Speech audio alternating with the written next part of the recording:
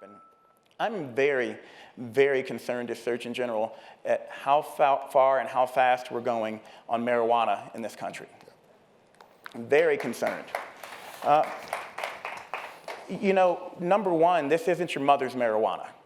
Marijuana a decade ago was 5% THC, single digits THC.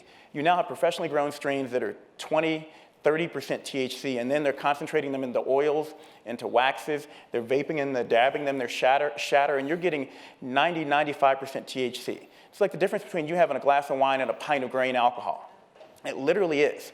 And so we've normalized this idea of marijuana use across the country way too fast, to the point that in communities in California, there's 1 in 5 pregnant women, 20% of pregnant women reporting that they are using marijuana during pregnancy. Youth attitudes are changing about marijuana across the country. And I want you to hear me say this as the nation's doctor. There is no such thing as medical marijuana. And I see some eyebrows raised out there. We don't talk about medical foxglove. We don't talk about medical opium. There is no other substance out there that, as a physician, we say grow it in your backyard, crumble it up, bake it into a brownie, or roll it into a cigarette and smoke it, and that's going to be good for whatever ails you.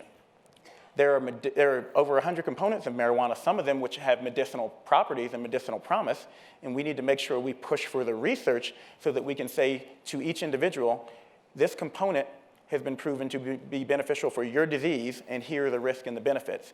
But I think we have to have the courage to have a more nuanced conversation, particularly with so many folks out there coming out in favor of legalization with an election coming up. And from a social justice point of view, I'm terribly concerned about the injustice, the fact that black men are 4 times as likely to be arrested as white men for marijuana usage. But you already have a liquor store and a smoke shop on every corner in every black community. I don't know that adding a marijuana dispensary to that mix is going to fix all our social justice ills. And right here in Colorado, I've talked to some of your police chiefs who are saying that, so here's the problem. The problem isn't the law that marijuana is illegal. The problem is, from a social justice point of view, is racism and bias.